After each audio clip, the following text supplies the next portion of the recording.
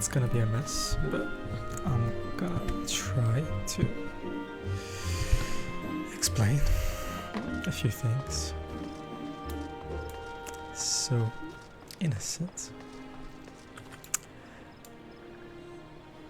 this game is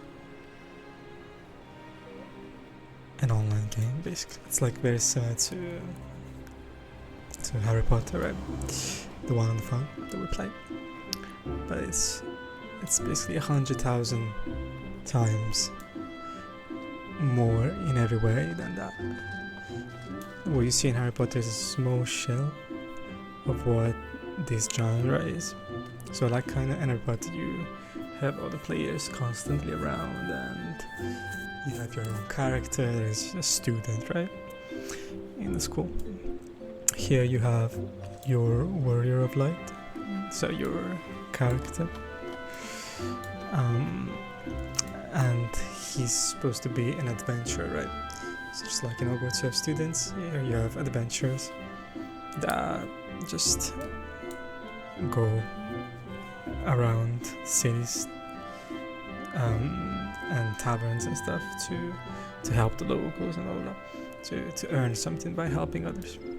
And of course every player creates their own character, and essentially everyone has a main story that is the same for everyone. So that is a little bit, it's again, it's like Harry Potter where you have the main story, everyone has the same, even though you're supposed to be the protagonist and not everyone the same, but you know, it's just a paradox. But yeah, so everyone is a warrior of light basically around you, but it's not really the main point. Just like on Harry Potter, it's not really the main point that you're friends with Daniel and the others and you go through the story, blah blah blah, or Abigail and everything. Everyone does the same, but it's fine, and doesn't really matter so much. So in this game, you basically do similar things to what Harry Potter does, but like on a larger scale, and the amount of things is beyond comprehension, let's say. You've got like hundreds and hundreds and hundreds of hours. Most people play thousands of hours of this game and they don't complete everything that there is to complete. For example, Harry Potter, I've basically completed everything, right? Apart from a few things that need mainly money, not time. We completed everything, and you do the same. It doesn't take much. But this game is not about, of course, how much you spend, because you just play the game. You buy it, you pay for the game, and then you just have to play to complete everything. And to complete everything and play everything, it just takes an enormous amount of time. Why? Because you have multiple things that are appealing to people to do. So you got people that just play perhaps to complete the story. Just like me, for example, I have decided to mainly focus on the story, to see all the entire story, and not focus on other things. Not so much, at least initially. But then there's other players as well that want to collect, I don't know, a specific thing. Like some, they want to collect all the armors. They want their character to look very pretty, and they want all the armors in the game. Or another person that maybe wants to complete everything possible, and that's I suppose impossible in this game. I think only one person in the world has done that. I don't know, you can also collect various things, so you can have your own house that looks amazing, or you can have, you want to play all the classes that the game has to offer, and I'll explain what that is as well. So you have multiple things that you want to do, or for example, for me, I want to do multiple of these things. Maybe not to the extreme of I want everything, but I want a bit of everything, which is probably most of the people that play these games. Like, for example, there's people that only want to play the main story, but as you play the main story, maybe you want to do other things as well, a bit of the other things that the game offers. So I'm gonna show you some of the things that the game offers, because otherwise it's probably harder to understand the appeal behind it, at least for me. Because yeah, like for me there's an appeal in other things as well, not just finishing the main story and looking at the main story. Of course that varies from person to person, just like in Harry Potter, it doesn't, maybe some people don't give a fuck about costumes, we do, or some people don't give a fuck about wands, we do maybe, some people don't give a fuck about the personal space, others are obsessed with the, for example me and you, we like it a lot. Just the same is in this game basically. If you don't understand it, if you don't understand the appeal, it's due to many reasons, right? Just like me, that I have an appeal towards something, it's due for some reasons. For example, I would never have such a big appeal for the personal space in Harry Potter if we didn't share it together. I wouldn't really care. And I probably wouldn't really care for most of Harry Potter if we didn't share it together. So that's the appeal for me that probably some people don't understand, because they're like, you know, I really like the personal space, I don't care if someone likes it or not, I just want my home to look pretty or some shit like that. And it's the same thing for these kind of games. So maybe it won't appeal to you, maybe the fighting, that kind of stuff, but to me and to many other people it appeals for other reasons, for some aspects that we find interesting. Anyway, so I'll just show you some of the aspects that might appeal or not to me, some of the ones that come to mind, some of the ones that I engage in, and yeah, it won't be exhaustive at all. I don't even know the game myself. I literally barely scraped the surface, but at least I can say a few of the things that I like, that I do. So essentially, as I said, you create your character and you've got different races that you can use. You make it look like the way you want it to look like. I'll explain everything that you pretty much are seeing. Let me just go bit by bit. How do I remove stuff? So the game is a little bit slow because of the stream, otherwise it goes pretty fine. Okay, I cannot show you the way my character looks without the clothes. But essentially I can show you my face, I suppose.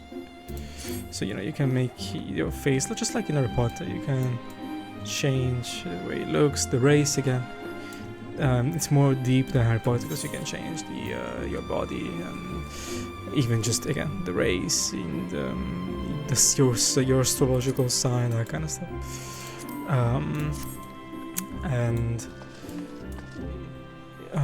Your race doesn't really have much of an implication other than just the way it looks and the background, but from a role play way, it doesn't really have an implication on the game. Like, it doesn't change the story or stuff like that. But it changes, for example, the class. So the class you choose is it's called a job in this game. In other games like this, we used to call them classes. In a sense, you choose your role, what you want to be, like a mage, a warrior. And those are the classic ones that existed in the early games. So warrior, mage, archer, a thief, what else? A paladin, and all these things. Now, those games, of course, were in the initial things, and then as these games have evolved, they've found cooler or more sophisticated classes, right? And this game goes quite deep into that, of course, because it's one of the main appeal for most of the players. I am included in that. Most players play these games because they want to try those classes, they want to try them and be good at them, and because they're cool, they look cool, they're satisfying to play, to fight with them, because depending on the job, on the class you choose, it changes the way you fight, it changes the way your character looks. So I'll show you the names of the classes. So this screen that I'm opening all the time, I don't open it very often when I play, but it's my character screen. Shows the way I look, the equipment that I have, because equipment is one of the big things in this game, which means it doesn't just change the way your character looks. So now I look like this, right? Because of the weight of the things I have on, but I can change them. This is my inventory. It's like a backpack, right, where I have all my stuff, and I can change. For example, this. You see, I look different, and I can do the same with the rest. So yeah, like this, for example. Clearly, I look quite different. So, but it's just not a matter of looks. It's even before that. But well, I don't know. It depends on the type of player. But some players are obsessed with looking good, while other players are more obsessed with being strong, and most players are obsessed with both. So, not necessarily obsessed, but yeah, they like to do both. I'm certainly one of the ones that like both. Certainly I care more about looking the way I like it. I don't really care so much about being strong as long as I can do the minimum. But I like looking the way I want to look. And you can, again, you have a headpiece, a body piece, hands, legs and feet. And you have the weapon. A second weapon if your class uses it. And you have earrings, well, I suppose a necklace, bracelet, a ring, another ring. And then this is just the other thing that I'll explain maybe later. So all this stuff changes to how strong you are and the way you look, and it's one of the main things that you want to collect. And you collect them by playing the main story, by doing secondary missions, by doing raids. I'll explain what a raid is, I suppose. Maybe, I don't know. By doing trials, I'll explain maybe what trials are. It's very straightforward, that one. But there's various different things that you can do in the game. Most of them, these things, give you pieces of equipment. Some of them are unique for a certain task. So maybe, for example, this equipment I have, now I don't know because I don't have the knowledge, but probably this equip that I have could only be gained by doing one specific mission. So it's special, it's nice looking, and strong. And as you level up, so just like in Final Fantasy, right, you can level up. Here it says my level 64, but it should say also, yeah, here 64. So in the game you level up, and there's a maximum of level 90. So when you get to level 90, you have your class max level, and you have all the abilities, and hopefully you also have a lot of equipment. Hopefully you have one of the best equipments you can have at level 90, because as you level up, you have the level for your equipment. So for example, this helmet, you can see in the lower right corner, you have the item level and the level of the item. Those are different, but I'm not going to explain both. It's like, but the item level shows how strong it is. The higher it is, the stronger it is. And then the level underneath, where it says 60 in green, it's the level I need to be, my job needs to be, in order to put this helmet on.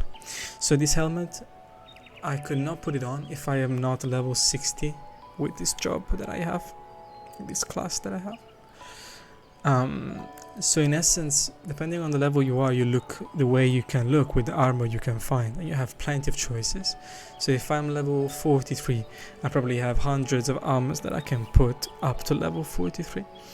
And I can put, if I'm level 43 and I put something that is level 20, for example, I can do that. Of course, I'm not going to be strong enough though to carry on with the game, to do the next tasks that the game asks me to do.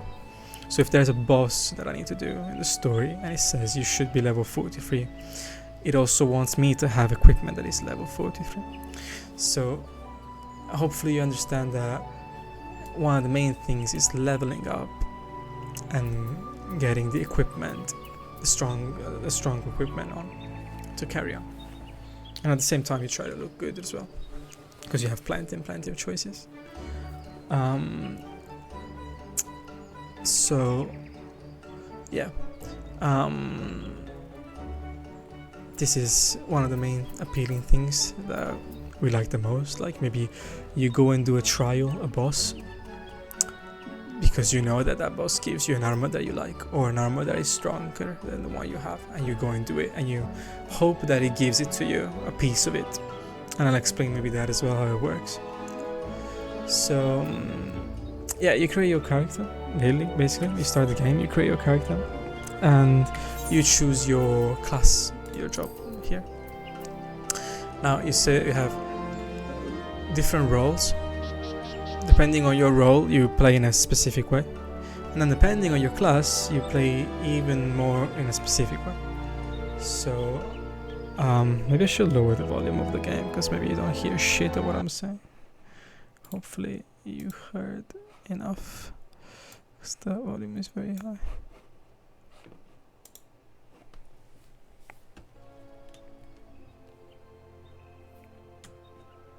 Well, so you have the role of a tank. That is the role of the people that defend, mainly. The role of the healer is pretty self-explanatory, heals others. The role of the melee DPS, so that means people that do damage, that do more damage than others. Everyone does damage, but the DPS does more than everyone else. And you have the melee version, and then you have the physical ranged version, and you have the magical ranged version. What does it mean? Melee damage dealer, so the person that does damage, is someone that has to be up close the enemy, so I have to be in front of the enemy to attack him, to do anything. The physical ranged, as it says, you have to be, and it's best to be further away from your enemy. So someone is like an archer, or a machinist, that is someone with guns. Those are examples of physical ranged jobs. And then you have magical ranged jobs, so someone that does a lot of damage but from afar, but magical damage. So you have a thaumaturge, that is basically a mage, an arcanist, that is a mage that summons creatures, so I summon a creature to help me in the battle, and we stay far from the enemy. So when you start the game, you have some of this unlocked, not all of them, but some of this unlocked, because the others you unlock them by playing a specific job. So for example, here it doesn't say it anymore, he doesn't say it anymore, but one of the melee damage dealers, the ones that are up close, that deal damage, is the lancer. Now you don't read lancer, you have pugilist, dragoon, rogue, samurai and reaper, but in reality here you have others that you cannot see. So I started as a lancer. Of course, lancer comes from the fact that he uses the lances, you see, like this big long weapon is a lance. So a lancer is that, they use lances. And so you start as that, and you then see dragoon, well, it says dragoon lancer, because you start as a lancer, and then you naturally, at level like 30, 40, I can't remember now, but you naturally become a dragoon. And it's just basically a lancer that learns specific things, new skills, new ways of fighting, and it's the same for everyone else. So for example, the arcanist, that is the second class that I chose, the arcanist can become a summoner, so you don't see it here, but it can become a summoner, and it changes some of the skills it has, it adds more skills. So before we get to that, I'll explain my class, for example. So the lancer again, he fights with the lance, and every class has skills, right? Skills that you can use in battle. So it attacks normally, like, you know, in Final Fantasy, you know, when you have a normal attack with Cloud and you do attack, the character does that by default. So I don't need to press anything, I just need to press on an enemy and he starts attacking. Well, let me show you. So I'll go out of the city. Oh, by the way, before I go out, this is one of the cities you start in, depending on the class you choose. So depending on the class you choose at the beginning, you start in one of the 3 cities that the game offers at the beginning. And I'll show you. So this is the map. This is the world map. So this is how big the world is. I only know this area because that's the area I've been playing in. Now I suppose there is all this that I've never seen. I know nothing of these places and blah blah blah. So you can start where I am now, which is the Black Shroud, well, Gridania. It's like a city that is in the middle of the forest, magical forest with the elves. Mainly the elves. You have Tanalan, that is like in the middle of the desert-like place. It's like a rich city full of people that want to be rich, basically. And you have other races there. And you have Lanosher, that is like a port, a huge port. So a city full of pirates and that kind of stuff. So if you start, for example, as a pugilist, that is one of the I think you can start as a pugilist, is one of the classes. I think you start in Lanosher. I started as a lancer, and the lancers start in Gridania with the elves. So you have these 3 cities, which are the main cities from the beginning, and they also are the main cities for the story. So the story starts from here and it develops around these 3 cities. But yeah, I won't go so much into details when it comes to the story because, I mean, yeah, don't need. What else? So yeah, so you start in the city, and then from the city, the way the story starts is all different because of depending on the city you start. But then after a few missions, the main story becomes the same for everyone because you have to do the same things to progress. You just visit the other cities, and then it doesn't matter anymore. The fact that I started here, it doesn't really matter that much at all, because I just become basically an adventurer that just goes everywhere in this world. But yeah, it just the class changes the way you start, and that's all. Then the story is the same for everyone.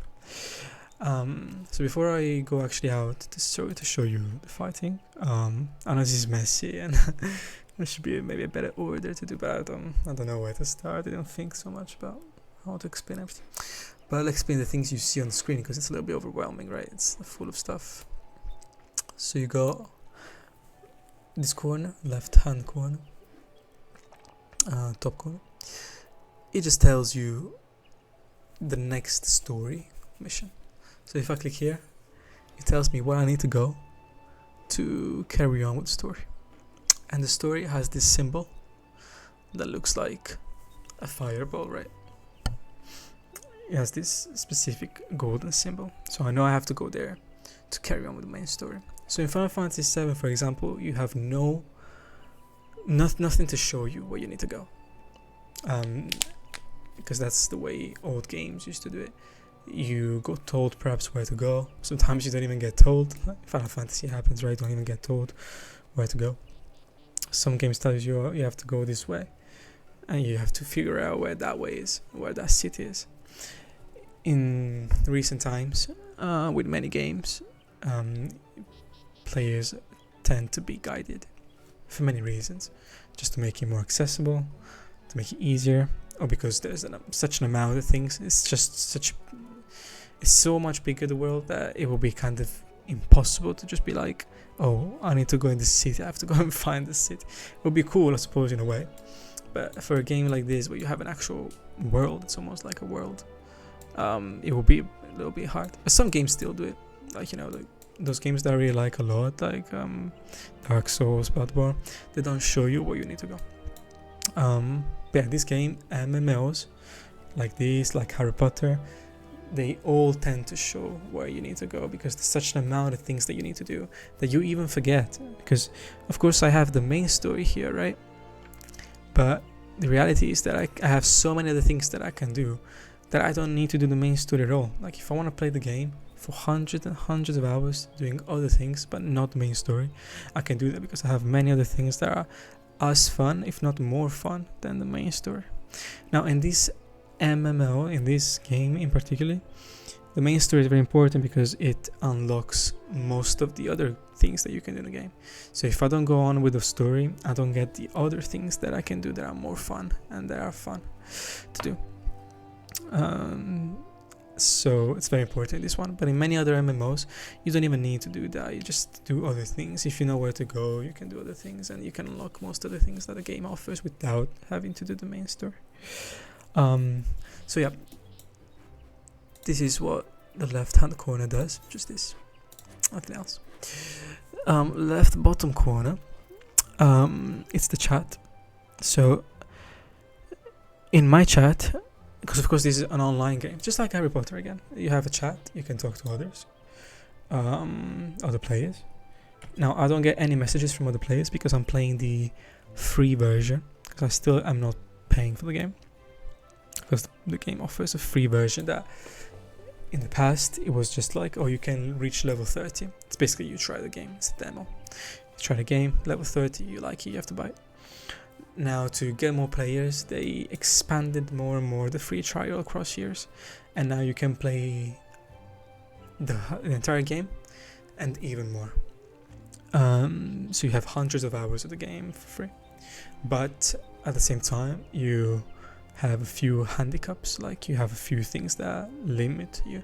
One of them is that you cannot see the chat, and I cannot add friends, for example. They can add me, but I cannot add them. Another thing that you get restricted is the money. Here in the bottom corner, the gil, same name as Final Fantasy VII, is the money. I can only have up to 300,000 gil. I cannot stack it. That means that I cannot buy things that perhaps cost 1 million gil. There are things that cost that much. I cannot buy them because I cannot reach that amount. And I think that is blocked is the market.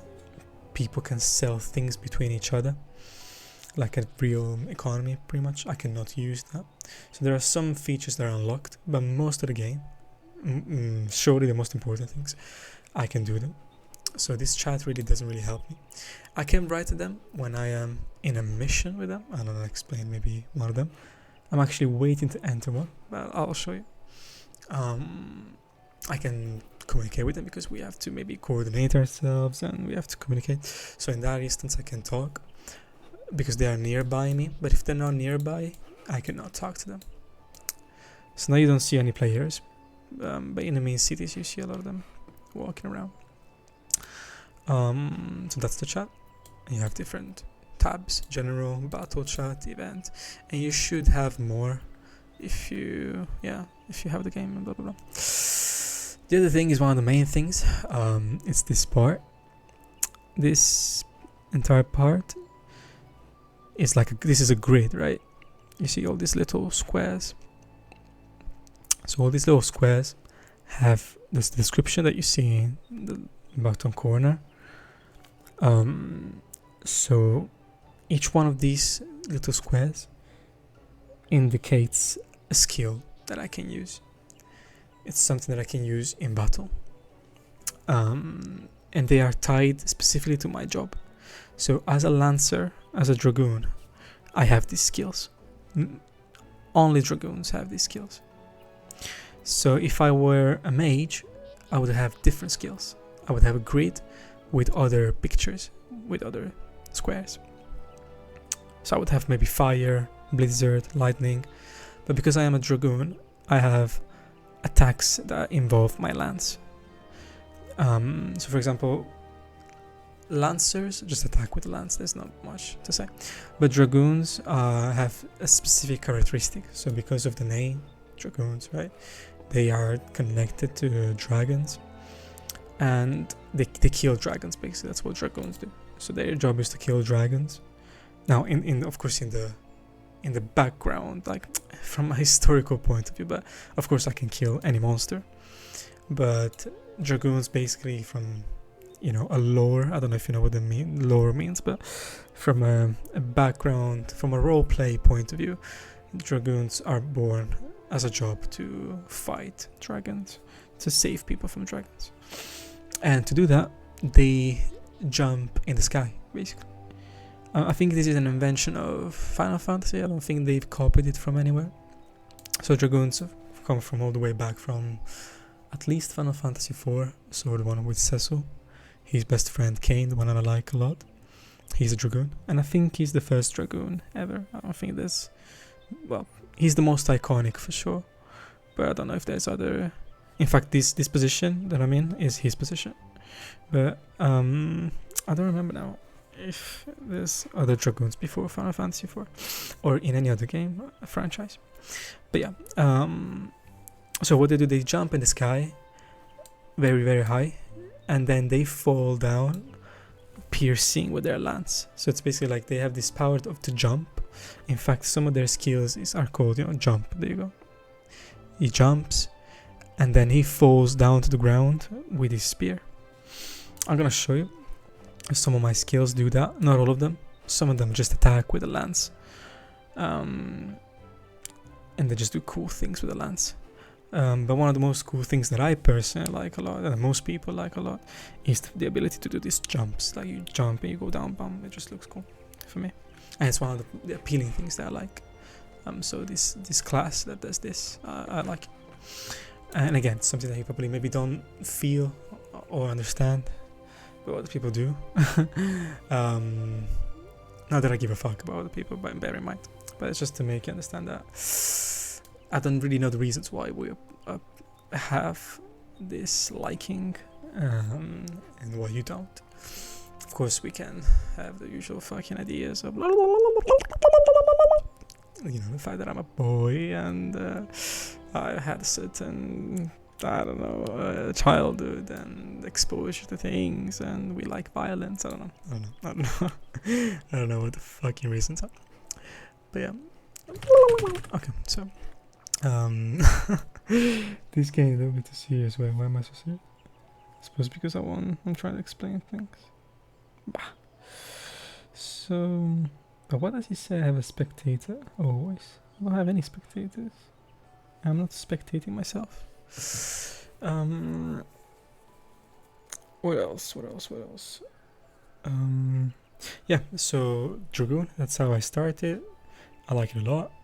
But there's other classes that I like, and the other classes would have that I'm gonna try, and they have different skills. Now, how do you get these skills? You get them by leveling up. So, for example, you get level 1, you get, this is called Piercing Talon. As it says, as the description says, well, that's not really the description, but basically I throw my lance and I do a certain amount of damage. And now, this is a little bit maybe overwhelming and complex, but you get the skills and you can combine them, right? There's a specific order in which you can do them, specific combos, and that is one of the appealing things. One of the appealing things is fighting, and you don't just fight like in Final Fantasy VII where it's very simple. Well, for us it's very simple, I suppose, for the people that play games. For you it's a little bit overwhelming in Final Fantasy, but at some point, as you can see as well yourself, you've improved a lot and it became a little bit more simple than before. Eventually it will become very simple, maybe. And then these, for example, for me now it's a little bit complicated, but for the players it's very simple. But yeah, for example, I'm aware more or less what each of these squares do, so that I'm aware of what I'm doing, and I enjoy doing the specific combos so that I kill my enemies before they kill me, right? And it's, I suppose, an enjoyable task for those silly accomplishments. So you master what you're using, right? It's like, you know, again, becoming good at cooking. Like, you master a recipe and it feels good to be quick and good at doing a specific recipe, right? It's that kind of stuff. Or even just being good at doing the recipe, or being able to do the recipe, you know, that kind of stuff. For example, I don't enjoy so much the fact that I want to become so good at being a dragoon, right? There's people that want to become the best dragoon in the game. I don't care, but I like to understand or be able to be a dragoon, to at least know what I'm doing. And to do that, you have to read a bit. So for example, I know that I have to do this skill, and then I can do this one, and then I do this, and then I have to do this one again, and then this one, and then this one, and then while I do this, I have to jump with one of these 3 jumps. And then while I do this, I have to buff myself. I have to do this to myself so that I do more damage with these ones. So of course you're not understanding shit probably. It's not so complicated once you spend hours and hours in it.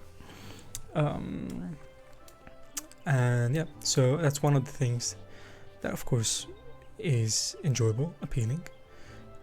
Leveling up, getting new skills, seeing how cool they are, and adding them to your playstyle, so to what you do in the game, to how you use your class.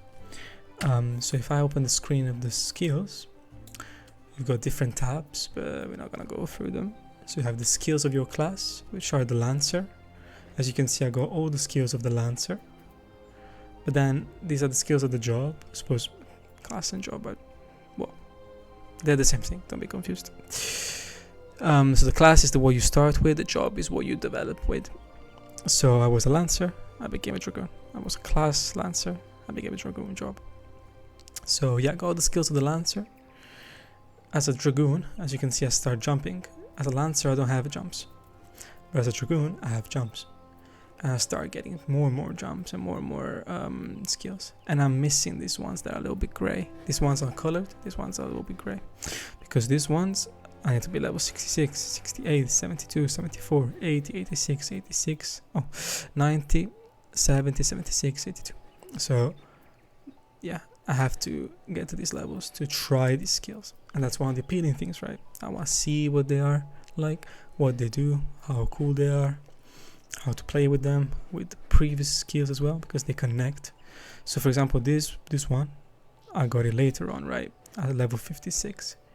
But it connects with the other ones that I got before. So it adds more to my combo, it makes it look different, makes it look cooler, makes it look stronger, so it's cooler. That's one of the appealing things again.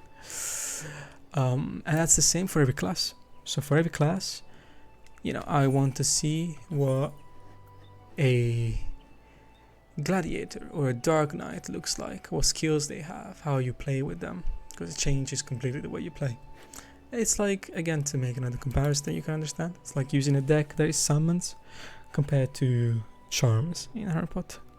It's a completely different play style. You maybe want to see a specific card, how it is, you want to use it. It's kind of similar, but 100 times more, because you have so many classes you can try and so many skills that you can use, so many different play styles. Like each one of these plays different. Some are more different than others, of course, but they all are different completely. Even just the equipment is all different, the weapon is different, all the skills are different. So for example, a Dragoon will have no skills that is the same as another one. Maybe they are similar in some of the things they do, but they look very different and they have a different feeling. So I suppose maybe you understand, you start to understand maybe with the comparison Harry Potter how much more there is to this. So yeah, so this is the grid, and it's one of them. You can customize it. So mine looks like this, but I changed it. Before it looked like rows, straight rows, but you can make it look in a different way depending on what you feel more comfortable. more. For example, I like the way it looks clean like this, and it gives me more space to look at my character. Some people have skills all over the screen because maybe they feel better using that kind of layout. It feels clearer to them. Anyway, these are the skills, and then under it you have my HP bar, just like the Final Fantasy 7. You have HP, 8,000 something, and then you have MP, so magic points. So I never use these as a lancer. I don't use them because I don't use any magic. But if I were to swap my class to a mage, I would be using that, and I would have to be careful about this.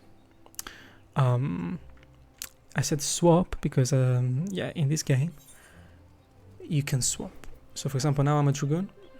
If I do this, I change the way I look and the weapon I have, and I become an arcanist. That is basically a mage, okay? Just to put it simply. My skills have changed, as you can see. And I can summon a creature with me, this little fucking thing. That helps me in battle. As you can see, it's very different from the dragoon. I look different. I have different skills, completely different play style. And yeah, so in this game, unlike other MMOs, so in other MMOs, for example, you create your character, right? You choose your class, you want to be a warrior, you choose your warrior, and you can never become a mage. Like, you will always be a warrior with that character. And if you want to try a mage, you have to create a new character. So in those games, it was fun, the fact that you had multiple characters, and you would play with the one you like the most in that moment, and you would enter with your level 26 mage or your level 40 warrior. So you'd have this longevity in the game because you would play the game over and over, but with different classes, and it would change your experience. But at the same time, it would be a little bit boring because you would be doing the same things in the game, but with a different character, with a different class, and with a different character. In this game, they made it a little bit cooler. Like, you don't have to create a new character. You can always be the same warrior of light. You just have to change. You just have to accept the mission for that class. So, for example, if I open the map, this is part of the city I am in. So the colored part, this part is a little bit more clear, is where I can go. And as you can see on the map, there's different points of interest, different writings as well that are probably confusing the shit out of you. So for example, this little crystal here is a teleport. This big one as well is a teleport. If I click on it, it teleports me there. Because of course the game is huge, and there's different ways of going around. Because look, this is the speed I go at. Look how I move on the map. It's pretty slow, right? So, of course, it's pretty cool because initially you can only walk to places, and it gives you that sense of adventuring and blah blah blah. But at some point you'll have to go back and forth. I don't know how many, hundreds of times I've been in this city, and I don't want to go back and forth all the time. It's fun, but at some point it will kill you. So there's this thing of teleporting, just like in Harry Potter. Anyway, you don't want to walk from the internal Hogwarts to the classroom. It will be cooler. I would actually like that. And probably Harry Potter will be cooler because it's small. But if you had to do that every time, from the class to the Forbidden Forest, you have to walk all the way. It's cool, but at some point it destroys you. So in these games, they give you the option to teleport. If you don't want to teleport, you just fucking walk if you prefer that. But yeah, you teleport. But yeah, you have also other things on the map. So you have these little bags. There are shops. They indicate shops. And then you have these exclamation marks. The exclamation marks are the missions. And you have different exclamation marks. You have the yellow one, the blue one. Some of these exclamation marks, they give you the mission to become a different class. So this one, for example. Oh no, where is it? Maybe not that one. Yeah. Well, some of these question marks, the exclamation marks, give you that mission. So for example, here there's the Lancer Guild, you see? I don't have any exclamation mark because I am a Lancer, well, a Dragoon, so I cannot become again what I am, right? But if a player wanted to become a Lancer and they were a mage, they can still keep their mage, but they go to the Lance Guild and they say, you know, I want to become a Lancer. They get a Lance, they equip it, and they become a Lancer, and they have the skills of a Lancer. So I did the same with the Arcanist, as you can see. So I'm a Dragoon, but I'm also an Arcanist level 7. So if I want to be a better Arcanist, if I want to improve my Arcanist and try the skills of an Arcanist, play as an Arcanist, change the way I play, I just need to equip a book. So I equip the book and I change. Same thing, I want to become back, I want to go back to my, I want to go back to my Dragoon. I just need to do this, one click, and I'm a Dragoon again. So that's one of the cool things that this game does, a little bit different from the other MMOs. And it's one of the things that appeals to me and many other people. Oh, I want to become a Dragoon, but then once I get maybe to a certain point, I want to try something different, and I want to become different, and I want to play a different way, and try all the cool things that I can try. So yeah, here this yellow bar is my XP bar. It's like in Final Fantasy VII. You saw it when you finish a battle. There's a bar that increases, right? It tells you when you level up. It's the same thing. It says Dragoon, DRG is Dragoon, level 64. Tells me how much XP I need. I have 500,000 over at 1,700,000. So this increases as I kill enemies, as I do missions, as I do the things that the game offers. Not everything, but most of the things that the game offers to me gives me XP, experience. So for example, Final Fantasy, only fighting gives you experience, right? In this game, it's not just fighting, but it's also completing missions, or completing a fight, completing a task, maybe bring something in this place. It gives me XP. So it's like in Final Fantasy VII, you reached Gold Saucer, right? In this game, that would have given me experience. If I go to the Gold Saucer in this game, it gives me experience, even just to discover the Gold Saucer. So this game is huge, right? As you saw. If I discover new places, even just that, it gives me experience. So a lot of things in this game gives you experience to level up. Just like doing the main story quest. And those things that give you experience, those missions, are shown here in this site. Don't know if you see. So you see this list of things? They are the missions that I have active right now. So if I open the map, for example, and I go to this exclamation mark, I can go there. I'll show you. So I see the exclamation mark and I'm like, oh, I want to do that mission. So I just run there.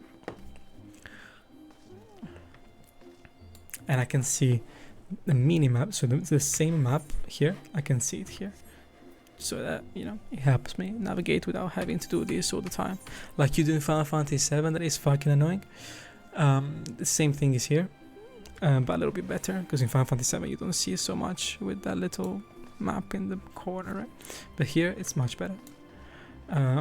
So, and I can expand it, see, or lower it. I can move it around, and it shows me the coordinates: north, west, east, south.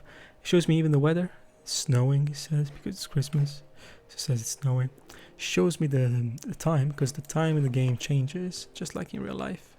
So the sky moves, and it makes it very, very real and realistic, as if you're actually in living a life with your character, right? It goes way faster, so minutes are almost like seconds.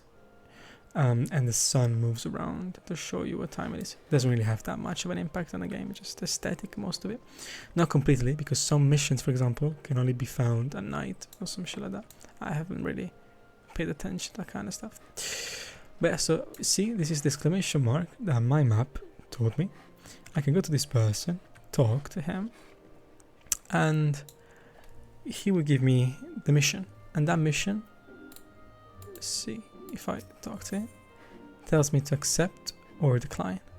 I decline because I don't give a fuck. But if I accepted it, it will come here on this side. And that's one of the reasons why you have this side here, or namely the journal, which is right here. There's a list. It's basically this, but like in a cleaner way, and I can see all of them. Here at some point the space finishes, right? It goes all the way down here, but then the space finishes if you accept too many. But you can see all of your missions here. Now I only have 2, because as I said, I mainly focus on the main story, which is this symbol, right? And then I accept some others that unlock special things that I'll tell you about in a bit. But mainly I only accept the main story, and I ignore these exclamation marks because they are just side things and I don't give a fuck, and most of the time they're not anyway worth the time. It's just if you want to be a completionist, you do them, right? So yeah, this tells me, my main story is telling me what to do. Of course this won't make any sense to you because you don't know what I'm doing in my story. It makes sense to me because I know what I'm doing. And if I click on it, it tells me again where to go. It does the same thing as this thing on top. I just click on it, it tells me where to go. I teleport there and I do what it says. I do what it tells me to do. Same thing with the other quests. It tells me what to do. So this one tells me confront Titan in the naval extreme. It tells me to kill this Titan. Titan is like the summon you found in Final Fantasy VII. So in this game you have summons, and they are important parts of the story. They are in Final Fantasy VII. They're not important, right? They just get them from the floor, and you equip them, and they don't have any connection to the story really. But in this game, they are very important to the story. They're part of the story, and they have something that it's called trials in this game. So in this game, when you unlock a boss fight, you win it in the story, right? You move on with the story, and you don't fight that fight anymore. Now in Final Fantasy VII, it's the same, right? I don't know. You have Genova, or you have that monster in the villa. Those bosses, right? You fight them, kill them, you never see them again. In this game, is the same. In the main story, you fight with bosses, go on, never see them again. Well, unless they come back in the story with a narrative, but that's different. But on top of that, those bosses can be fought again in harder ways. This, for example, this one is extreme. You have hard, extreme, ultimate, or another one, and they are really, really hard, like really, really hard. But yeah, and they're really, really fun as well as at the same time. So again, what I opened right now is the you're probably just confused as well. What I opened right now is the duty finder. As you can see, it's called a duty finder. Duty means, of course, quest. It means something you have to do, something the warrior of light has to do, right? That kind of stuff. And you have different tabs that collect different duties. And this is one of the most fun things in the game, for me, of course. Like one of the most appealing things. I'm just going to show you some of them. I'm not going to explain all of them because they are just confusing. But you have dungeons, as you can see, it says dungeons. And these, in essence, are... Well, a dungeon is basically like... It can be like a castle, okay? It's like something that has a story. You can read it here. I don't give a fuck most of the time. Because most of these dungeons, they are connected with the story. So I know them because I read the story, I went through the story. And you can play those dungeons again in harder modes, right? But some of them, they are not tied to the story. You find them but with these exclamation marks, the blue ones.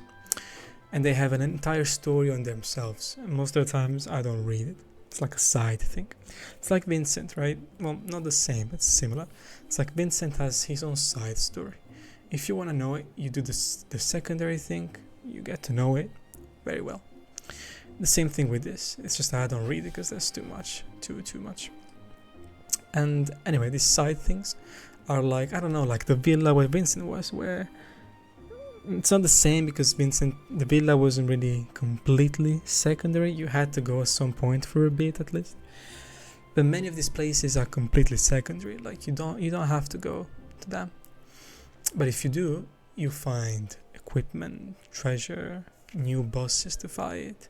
Because those bosses are fun because they're not the same, they're all different. So the way you have to fight them is different. What you have to do is different.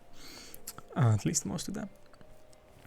And if you have Sastasha, for example, that is like a cave. You go in and you have 90 minutes to do all the dungeon, which is like, go around this cave, find the key, open the door, get through, fight these monsters, kill this final boss. You won Sastasha and you can get out. And while you do all this, you find treasures around the cave, and those treasures have the things you want, which is basically equipment and other things that I will show you.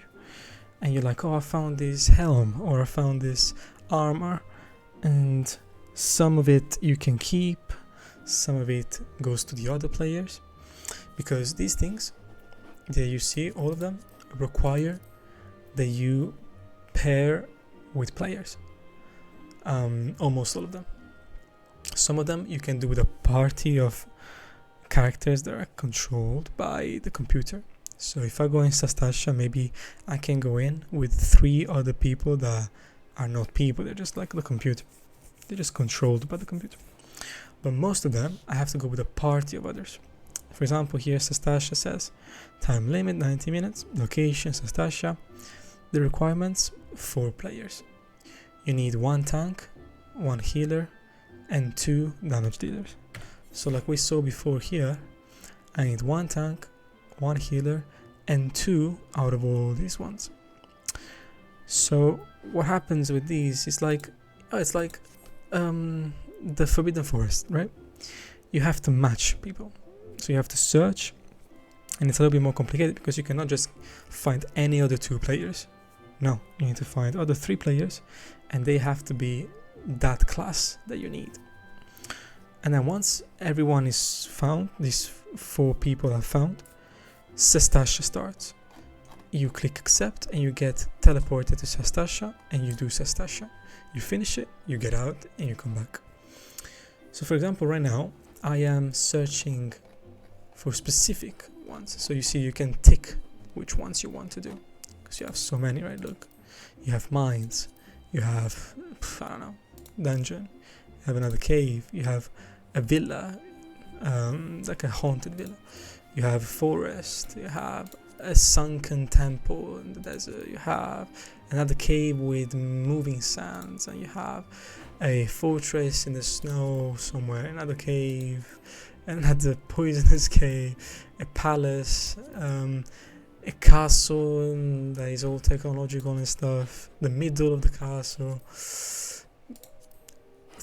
this thing in the middle of the sea, a lost city, another weird island, an abandoned fortress full of dragons, Sastasha Heart. This is the same, but the hard version of Sastasha. Yeah, so you have a lot of stuff, and I am going through them. I'm unlocking them. I have more and more.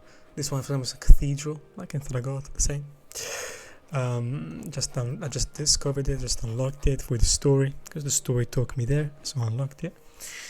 So you have all these that you can tick.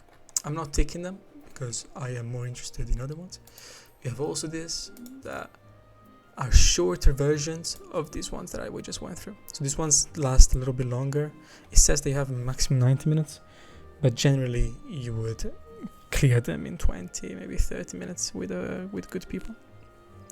And these are just very much shorter version. No one does them. I just ignore them. I've done all of them. You don't get more of them, apparently. Then you have this. There is another very appealing thing, and this is different from the dungeons we just saw, because they are not something that you have to explore and go around, but they are just boss fights, and they're called trials. So you only have a big monster that you have to kill, in an arena, usually like a circle, like a place, a single place where you stand with the monster. You have to fight them and win. And these trials usually, so this one for example is for Ifrit. This is Ifrit. Like you fight Ifrit, you win, and you get a treasure that you have to share with other players. So it depends on who needs the equipment most, and that's why you do them over and over again, because you get in and you try to find the equipment you want and you try to get it. So every player has a chance to get the equipment. One of you gets it. Most of the times it's not just one, but you have multiple, and they are scattered around. So you get one piece, I get another one. It's like as if it's, you know, the real life. You go in a cave with friends, you find a treasure, and one of you gets some of it. Not all of you manage to get it. I don't know, like a piece of armor. You cannot all get it. One has to get it. So it's kind of realistic on that aspect. And of course it's on purpose, so that you go and do it over and over again to find what you want, and you get what you want. And it's quite fun. And again, it's appealing for some players, but for others it's killing, because it's like, oh, I don't want to do the same thing over and over, right? It's called grinding. It's like doing the same thing over and over. Some people are just boring. They don't like it. It bores me as well at some point if you only do that over and over. But of course that's why this game is good, because it gives you so many things to do. So you do most things over and over, but you have such a huge variety that you don't really get bored. You don't really feel like you're doing always the same thing. So you go Ifrit, you go Titan, you go Garuda, you go Ultima Weapon, you go a boss of the story, you go Ifrit Heart, Garuda Heart, Titan Heart, you got Mogul, King Mogul, you go Leviathan, you go Ramu, or Bamboo, you go Shiva, you go Odin. As you can see, I'm queuing for Odin. So I ticked Odin because I want to do him again, because I want to get as many pieces of equipment that are connected to Odin, that you can only get from Odin as much as possible. You got Garuda Extreme, you got Titan Extreme. I'm queuing for Titan Extreme because I've never done it yet. Mogul Extreme, if you have this tick, it means you've done it at least once. Leviathan Extreme, Ramu Extreme, Shiva Extreme, and then you have this other thing, Extreme, well, hard. This other monster in the skies, like it's like a whale, huge whale with wings in the sky. So, and you have many more that I haven't unlocked, because you have to go through the story in this game to unlock them. So with this one I just fought him in the story because it made sense in the story. It's like something that I had to do in the story. And I'm gonna get more and more. Now you can see that the game divides the category. There's a Realm Reborn, level 1 to 50, Heaven's Sword from level 51 to 60. Why? Because when the game came out, it only existed a Realm Reborn. And then, of course, the game came out 10 years ago, and they updated, right? It's like Harry Potter. You get more updates as the game goes on. And with these games, it's not like Harry Potter where it's like, you know, it's an update, okay, it's nice, it adds new things, but maybe, you know, it's kind of quick stuff, or it doesn't maybe stay forever, like a new mode that stays for a while, maybe not, maybe forever, maybe not. This game is a little bit different. They do that as well, but they also release like big expansions. They're called expansions because they add permanent stuff to the game. It's like the game, again, gets extended. So the story is extended, it carries on to Heaven's Sword. And Heaven's Sword has new bosses, new trials, new dungeons, new story, new quests, new cities, new part of the map, and all this crazy stuff where you can lose your mind and live your second beautiful life like a hikikomori, masturbating over how large the map is, how many things you can find and explore. And forget about the fact that you have a family, friends, or I wouldn't say a girlfriend because most people that play this game don't have a girlfriend. So all these beautiful stereotypes. So Heaven's Sword, because I just started it, well, just started it, but because I'm going through it, I only have 2. But for A Realm Reborn, I unlocked most of them. But because I rushed A Realm Reborn, what does it mean rushed? I just did the main story without doing other things. There's probably a lot of the stuff that I haven't unlocked. For example, some dungeons, I'm still unlocking them because I didn't talk with some of the people, I didn't do secondary things. So there's a lot of things that I haven't seen, that I haven't done, because I've done the main story, basically, mainly. So you have dungeons that are very appealing, trials that are very appealing, because again, you fight against monsters, it's very fun, it's very hard. It's cool to learn how to win against someone. For example, the hard parts are fine, you beat them very easily. But for extreme ones, you have to learn what you're doing. For example, people get a little bit frustrated because you have to be good with other people. Like, it has to be, everyone has to know what they're doing. And it's like, the game doesn't tell you what you need to know. Other players teach you. So if I now enter Titan Extreme, you will see that the fight doesn't start right away. We have Titan in front of us, and we are just standing, and we can write in the chat. The more experienced players can be like, oh, is there anyone new? Is there anyone that doesn't know what to do? And, you know, we answer, yeah, we don't fucking know what to do. So they have to tell us, okay, at this part of the fight, Titan does this, so you have to do this. At this part, he does this, so you have to do this. At this part, this happens, so you have to do this. And then hopefully we win. And they're very complex, they're very hard. And these are very hard, and they're not even the hardest at all. They're like fine, they're like easy compared to the things that you discover later on in the game, way later on. So that's another appealing thing. One of the many appealing things. Weird fucking things that make us take off our trousers, take our dicks out, and masturbate, okay? Trying to make you understand. You won't understand it. But at least, I don't know how to fucking explain it better with words. I suppose you have to experience it, I don't know. But you have experienced it. You see, like, something that you didn't understand at all, it's Final Fantasy VII, like, you're exploring. You didn't know what that meant. You didn't know what it meant to beat the boss. You didn't know what it meant to unlock a character, to do something secret. And you still don't really understand, because it's kind of different when you experience it with someone else. When you experience it so later on, when you don't know that language, right? It's like me trying to learn Japanese now. It's like a different experience if I tried to learn it when I was 12. Maybe it's harder for me to understand. It's harder for me to get into it, because again, it's a different language. And it's the same for everything else, I suppose. Well, maybe. I don't know. Most things, seems. This is certainly one of them, where you have to kind of learn the language. And maybe you will never really learn the language because it's too late. Who knows? I don't know how it works. For some people, it seems like that. Maybe you are one of them. Who knows?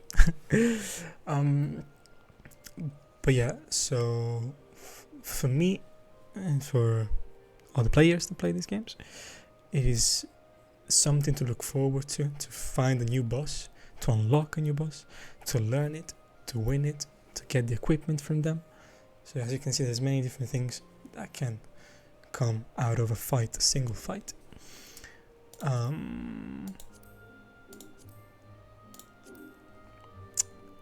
And again, it's not just about, you said it once and many other people say, oh, it's like, oh, yeah, these games, you always have to fight. It's not just the fighting thing. It's the way it looks, or jumping from the sky and falling down. It's not necessarily, oh, kill. It's not about that. It's about, oh, what does Shiva look like? What does she do? The music, like most of the music for all these fights, they are beautiful and they're all different. And they're all very specific. The music that plays for Shiva, it's specific for Shiva, and maybe even the lyrics talk about Shiva. It's really cool to listen to that song, maybe. Again, I don't give a fuck, this game can burn. I don't want to sound like I'm a fan or some shit like that. But of course, I'm trying to make you understand why we like it. So I'll probably sound like, one of those fuckers that I hate so much. So it's the same for others. And how does Garuda move, and what kind of attacks does she do? And it's not like, oh, blood and death and shit like that. And it's also very cool to kind of see how, at least with this game, you can really see the team effort, because you die in an instant if someone gets something wrong. So it's cool that as well. Again, I'm saying these things, I'm not saying exactly what I completely feel about these things. I'm just saying the positive about it. There are of course negatives. There is me that I'm very neutral. I enjoy them, but I'm not really. I kind of like it, but I don't give a fuck, and blah blah blah. So now I'm just focusing on explaining to you what the appeal is, not being complete and critical about the game. So yeah, these fights, one of the things, dungeons, trials, and then you have raids. Now, they have a different name, but in reality, they're basically a dungeon. As I said with dungeons, in a raid, you find yourself in a specific place that is very special to the dungeon, or to the raid. And this one, for example, is the Labyrinth of the Ancients. You go in there, and it's very. You only find that place there. It only looks like that there. You only find those enemies there. So it's very special. It's very cool. It's beautiful music, and I didn't say one thing with the trials. With the trials, most of the times you have 8 players. I think it is. Yeah, 8 players. So dungeons you have 4. Trials you have 8, and you have, in dungeons you have 1 tank, 1 healer, 2 DPS. Here you have 2 tanks, 2 healers, 4 DPS, because they are harder, they require more synergy, they require more people playing. And the raid is even more.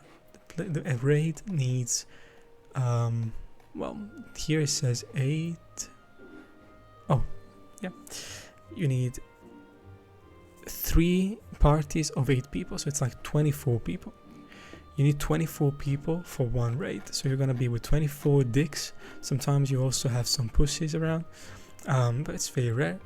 But you have 24 players, and it's a lot of you going around this place, killing monsters, trying to get to the end, opening doors and finding keys and fighting the last boss, all 24 of you. They're fairly hard. I don't think they're as hard as trials. I've had more, like, trials seem very hard, which makes more sense, because if a raid is really hard, I feel like it's very frustrating. But maybe it's just because it's the beginning, and maybe I will find some hard raids. For now they're just a little bit easier than trials, but you still need to be good. It's still very possible that you die and you lose. So and raids, just like trials and dungeons, they give you equipment and other things that I still haven't shown you, but I will show you, that are appealing for us mentally unstable people. So it's 4 o'clock in the morning. In this video it's gonna be you can take it very slowly. You also have players against players. I haven't tried it yet. It's like Harry Potter, where you play against players, matches. I haven't played it. Probably it's fun. Not the main thing of the game. Just another thing that you can even do. You see what I mean? It's like you can do even those things that I haven't even touched. After 150 hours playing, I haven't even touched that. I haven't touched many of these things. Look, these things are grey because I haven't touched them. Like this one, you see this? That looks like a cactus. Well, it doesn't look like a cactus to you, probably, because you haven't seen cactus in Final Fantasy. But this is the usual cactus looking monster. But anyway, this is the symbol of Gold Saucer. That they have literally a place that is called Gold Saucer. Let me show you in the map. It's here in the desert, just like Final Fantasy VII. See the Gold Saucer? There you go. Oh, there it is. The Gold Saucer. So you go here, and you have so many fucking minigames. You can spend literally hundreds and hundreds of hours just playing them. You have a card game, an entire card game that takes hundreds of hours. You just sit there and play cards with players. You have Chocobo Racing, just like the ones you've seen in Final Fantasy VII. I have never been to the Gold Saucer yet. Now, I've been there years ago when I played the game, and I tried a little bit of it. But and I saw how fucking insane it is. But I haven't, and that's why I haven't been there yet, because I already know that if I go, I never get out. And yeah, you have chocobo races, but like even better than Final Fantasy VII, they say. You have arena, you have again this parkour stuff where you have to parkour, you have mini games where you have to run around with people, catch stuff, blah blah blah, like very like mini games. And they're really cool, and some of them last forever, like the card or the chocobo racing, like because you really have to put a lot of effort, a lot of time to get good chocobo racing and stuff, to make your chocobo fast and shit. To collect all the cards, you have to win a lot of card games against a lot of players. So there's a lot to do, hundreds and hundreds of hours just for the fucking gold source, and I haven't even touched it.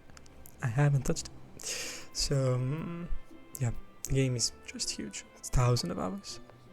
You can play for years. That's the thing.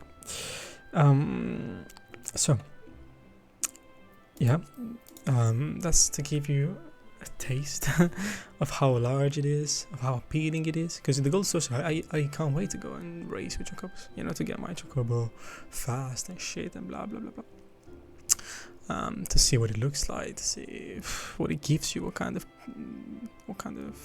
rewards it gives you. Because other than equipment and making your character look good and cool and blah blah blah and strong, you have other things that players like, other than exploring and playing because it's fun. Other than all that, you have minions. So minions are basically your pet. It's just a pet. It's just you have to imagine like a little cat. You have a cat, just follows you around. That's all. That's what it does. It just follows you around. Now, for example, I have this little dragon here, Midgar Storm. It's my pet. Look at him. He flies around me. If I move, he follows me. And then sometimes he sits on my shoulder. Yeah, he's a little dragon that I have around with me. And you get them from the story, or by playing those things we just saw. By going to the gold saucer and winning some stuff, you get minions that you can only get from the gold saucer. Doing trials, you get some minions that you can only get from trials. So for this one, for example, Cloud of Darkness, well, Puff of Darkness, I got her from doing a boss that is her. She's a boss, an evil boss. You do her, and you have a chance of getting her. Malboro is like a monster here, all this. So you use it, for example, and see, she's right here, and it's cool. It's very appealing for many people. It's appealing to me. It's appealing for others. Not so appealing to me. I don't really care so much, but I like them. If you tell me, oh, there's a trial, and from that trial you get a minion of Ifrit, I'll go and do it because I think it's cool. That's kind of autism that I have. There you go. Let's put the dragon out again. So yeah, that's another thing that you can get. Another thing that you can get from all these things that we said, all these things that you can do in the game, you can get mounts. Mounts. So as we said, you can walk around the world. As the world is huge, you'll be walking a fucking lot. You will be walking a lot, going around. And it's very nice, but at the same time, at some point, maybe, or most of the time, you want to be fast. And you can teleport to places, but unless you've been to a place already at least once, you cannot teleport there. And anyway, you only have some teleports around the world. So I cannot teleport here. I can only teleport where this crystal is. Just like if I open a map and I want to go to this place, Cortes. You have different zones. For Cortes, I want to go to this zone, okay? Now, look how huge this is. Pretty big, right? I can only teleport here. So from here, if I want to go here, I have to walk. And walking is pretty slow. So another way of going around is mounts. So of course you get a chocobo as a mount, but you get other ones like a black chocobo, or a Magitech armor that is like a robot, or a little airship, and you have a lot of mounts, and they are really fucking cool. When I was a kid, I used to love these things in MMOs, and they were not as good as in this game. They were more shit, they were more limited, not so many. In this game, they are insane, completely insane. You see them around because other players are more advanced, right? You see them around, flying with them, walking around with them, and having them. They're really cool. And to get them, you get them from these things we just said: the gold saucer, buying them with Gil, the trials, the dungeon, the raids. You might win them, you might get them, and you want to do a dungeon because maybe you want a mount, you want a specific mount. Oh, you want to do a secondary mission because you know that the secondary mission gives you a mount.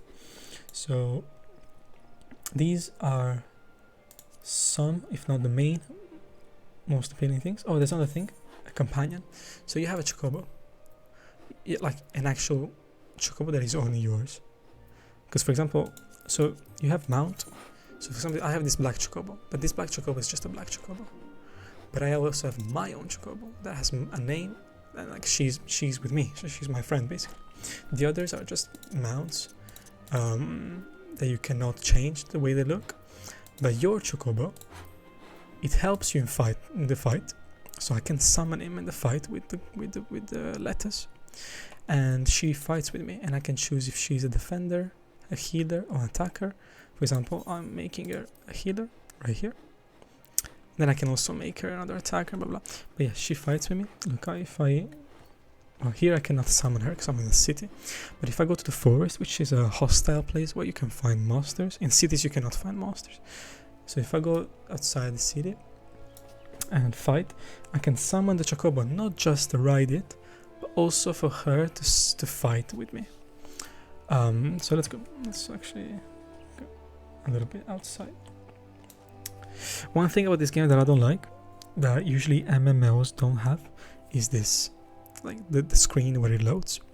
Usually an MMO has an entire world where you just go around with no loading, no entering. You just go around and it feels very much like a real world, huge. This thing where you have to, it's like zones, it's like separated zones. It breaks a little bit the sensation for me. So you see now I'm in a different zone, but it feels like a little bit of a cage, you know what I mean? Then if I want to go to a different zone, I have to go here or here or here or here, and I go, and basically you move around the world like this. So now I'm still in Gridania, but I'm moving around this zone. Then if I keep on walking, blah blah blah blah, I keep moving from zone to zone. I can go here or here or here or here or here, or I can just teleport. But yeah, now I'm in a different zone. I'm outside the city, so the city is behind these gates. If I want to go back, oh, you see how the dragon is on my shoulders now? No. So yeah, so on this bar, on the side, I put all the things that are just mounts here, and then here the green lettuce to get my chocobo next to me to fight with me, and then some things to help me teleport and shit, and it's not important. And let me explain also the last thing on the screen, which is this part right hand corner here. This shows my inventory. So if I click on it, see how these blue dots correspond to this. It shows me how full my bag is, because my bag has a limit, and once it's full, I'm fucked, because I'm on a free trial and I cannot put my items in my house because I don't have a house. But in the normal game, you have a house, and you can put stuff in your chest in the house, and you don't have to carry it around with you. But I have a lot of space, as you can see, and most of it is almost occupied by items, cooking, because you can cook, you can do a lot of things in this game, by armor, some items that are very technical and specific. You can create armor, you can create it so you have cotton or materials to sew and stuff. Yeah, materials to make potions, crafting and stuff. So yeah, this is just, it just shows my bag. And here you have all the, well, a lot of things that you can use. So you have here, if you open the skills, here I open my adventure plate, which is this, pretty useful, pretty useless. I open this. I open all those screens that I was opening just by clicking my keyboard, like the character screen. See, all those screens are useful for something. The armory chest, the inventory. See, I can open it from here. Chocobo, because my Chocobo has an inventory as well, like a bag.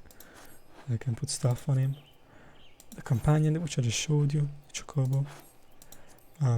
Mount, which I just showed you. So you have all these screens. Here you have the screen for all the missions. Here for other things. Here to travel. You can open the map from here. The party, so you can find other players that want to play with you and go around the world with you. Social, friends, blah blah, and then just settings and blah blah blah. So yeah, that's all the interface. Now I can show you like fighting, for example. So these are monsters. They're very silly in the beginning. It's like a fucking squirrel, and he's gonna die very soon because I am level 64 and he's level 1. See, level 1. And the world is like this. You get out of the cities and you walk around and you see the enemies. It's not like Final Fantasy VII where they appear all of a sudden. You can see them from afar. You can roam around and you can go pretty much anywhere you want. And there's these monsters here. These ones don't attack me because they're very low level. In higher areas with higher levels, they look at me and they can attack me, like they are aggressive. But here it's pretty easy. I can just walk around, nothing will happen. As you can see, I walk around the map.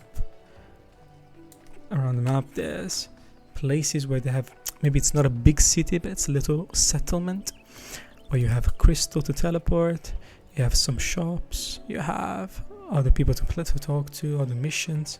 So you have some main cities, but you also have little settlements around. And you can walk to them, and you can do the missions that they offer, or not. I don't do that, for example. I just do again the main mission, and the trials, and the dungeons, and the raids. That's pretty much what I do.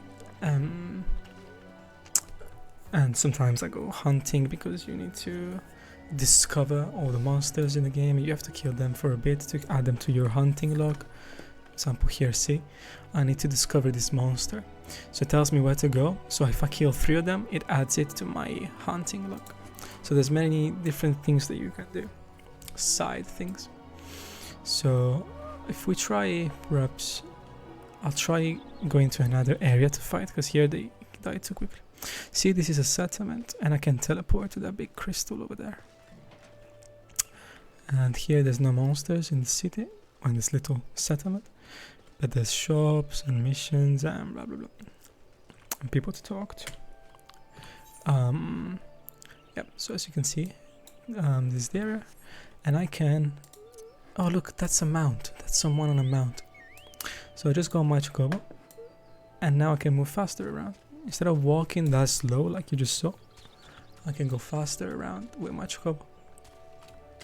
And my Chocobo, in these areas, not in all of them, you have to unlock it to do it.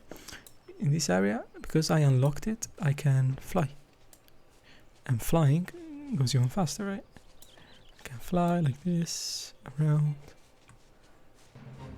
And I can move faster around. Instead of walking all the way, I'll just fly. Instead of taking these stairs, I'll just fly.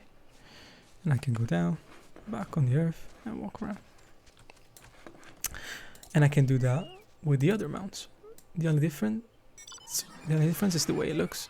See this robot? Just goes around like this. Pretty cute, no? Then I can fly with the robot as well.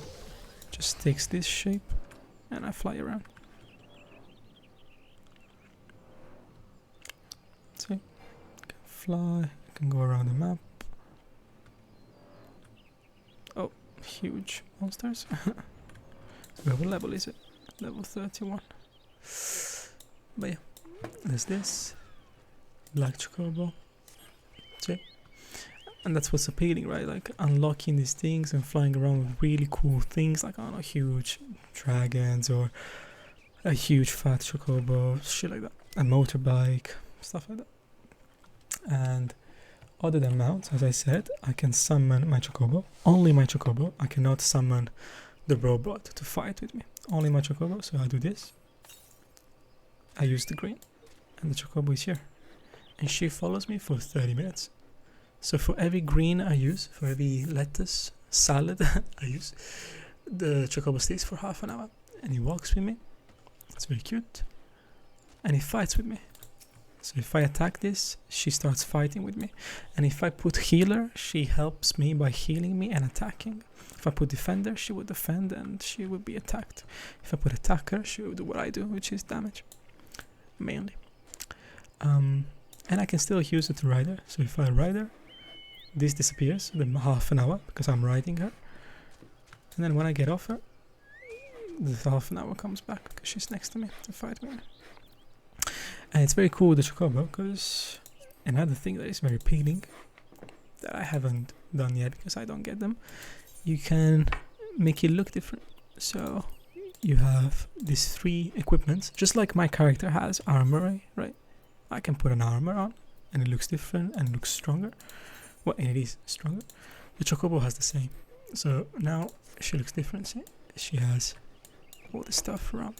And the chocobo has very beautiful stuff. You can put like a white cape around it. It looks like a mage. Or you can make it look like a phoenix almost. There's very beautiful stuff you can put on it. I like it naked for now. But as soon as I unlock things that I like, I am gonna put it on her, and I like it a lot. So again, very appealing things. So another reason to do quests, raids, trials, dungeons, the main story, leveling up.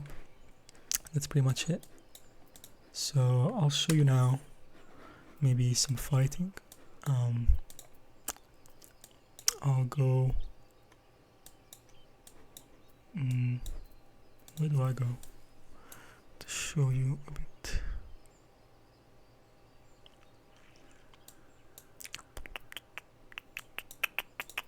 Yeah, I'll go here I suppose. Trivania.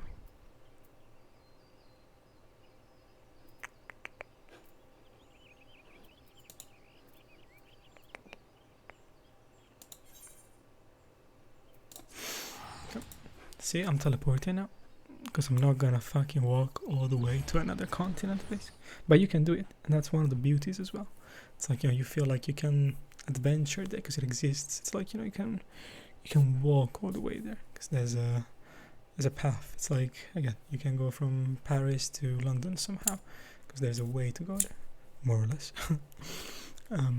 It's kind of the same. It's one of the cool things of this game.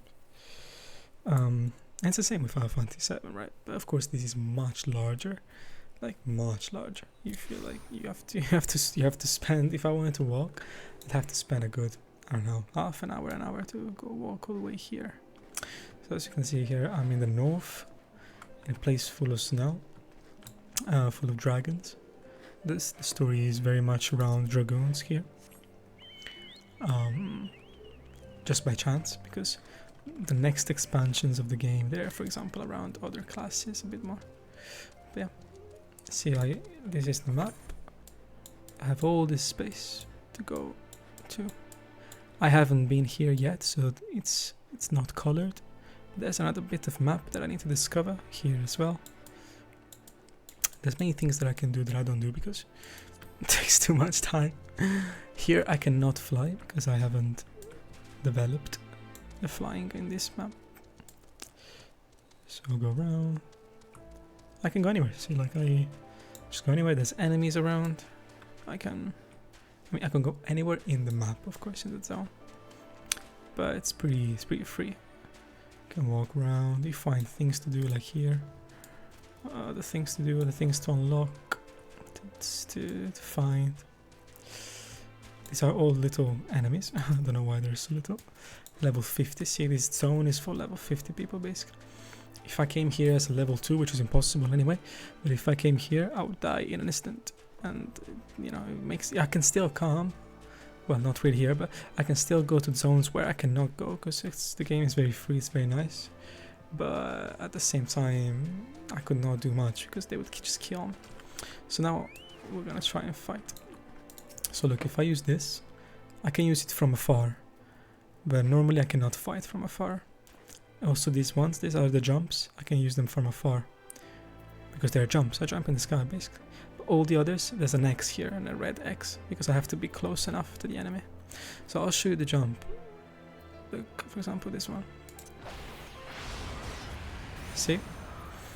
And I have also this jump. See, look how it attacks on its own automatically. See, attack. I'm not pressing anything. So this attack is normal. But if I do this, it does more damage and it looks a little bit different. If I do this, it does more damage and it looks different. If I do another jump, it looks a bit different from the other. And if I do another jump, it looks different. And if I do this, it looks different. And if I do this, it looks different. And if I do this, look, it looks different. And then if I do this, it looks different. See, I just shoot a fucking dragon out of my... If I do this, it looks different. If I do this, it looks different. I can jump like this at the back. I can throw my spear like this. Look, I can throw it again. I can throw it again. I can throw it again. It's very much... I know I can move, and maybe it seems complicated because I can move. But the reality is that it's very much similar to Final Fantasy VII. It's almost at turns. See how it attacks and then it waits a bit, my character, then attacks again. And these things as well, I use it, but then I have to wait. I can use it again after a few seconds. Well, 1 second or so. Some others I have to wait a minute to use it again. Like this jump, for example, now I cannot use it because it's loading and it loads. It takes you 25 seconds. It's like a minute or something in total. This one now I can use it again. But as soon as I use it, 60 seconds, see? So it's not as frenetic as it might seem to. Look at the Chocobo is fighting with me. I'm just killing this thing. Done. And yeah, that's a little nutshell of the game, I suppose. I wish it started a trial here. See how here it says Duty Finder, and I am in a queue waiting for people to join me to do one of these 4. And it's been 157 minutes that I've been waiting. Sometimes it's quicker, sometimes it's longer. Well, let's do something to show you. So if I do this roulette, it's much faster. So I'll do roulette trials. Should be quick. So it's like roulette. It's basically I'm not choosing which trials I want to do. I'm just telling people that I'm free for any trials that they want me to do. So now I'm gonna join a trial where people need people to join. So it can be anyone. Before I was selecting 4 specific, right? So it took a long time to find me one. But yeah, I'll continue playing. That's pretty much all that there is to say about the game or what I do in a very condensed, summarized, pathetic, nerdy way. But yeah, I just go around doing this quest here, reading the main story because it's endless. And while I do that, I do trials, raids, dungeons to learn them, to find them, to see what they give, to maybe get a mount or something, but they're very rare. I only have this 4 after 150 hours. There's hundreds and hundreds of them. I would like my Chocobo to get some stuff, but again, I don't get shit. I don't know where to get them because I don't know shit about the game. Even if I played it so much, I really don't know anything. There's a lot of stuff you just need to discover, or you need people telling you.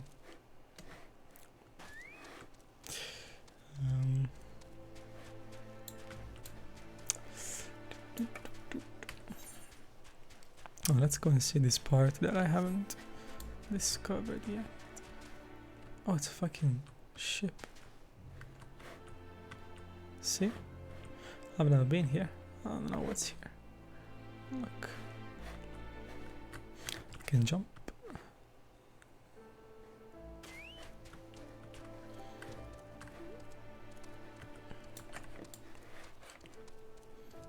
Let's go in the little house.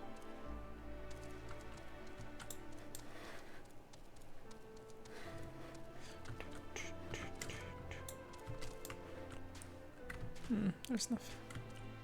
Oh.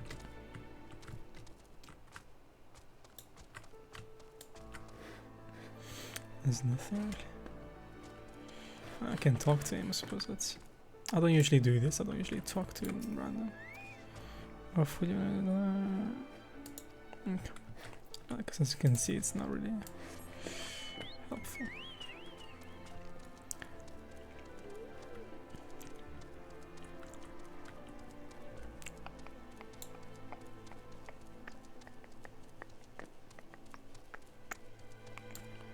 Let's see. So now my map, see, cleared.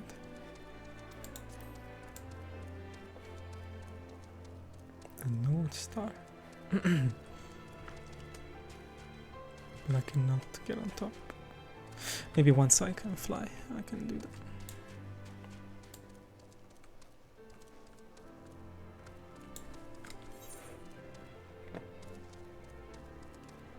See, this here is a dungeon.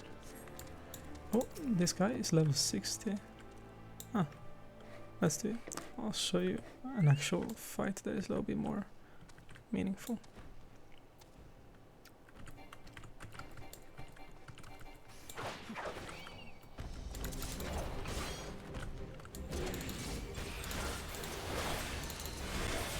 Okay, I cannot win. Oh my god, I'm gonna die. I cannot win. I'm dead. No, oh, blew that. Oh no, she's gonna die. No, wait. Oh, I'm dead this one. Oh fuck.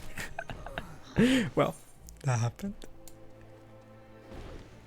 I suppose it's meant to be done in a group of people. Because I died, I have to get teleported to my hometown, which is that town in the forest. Gridania. Well.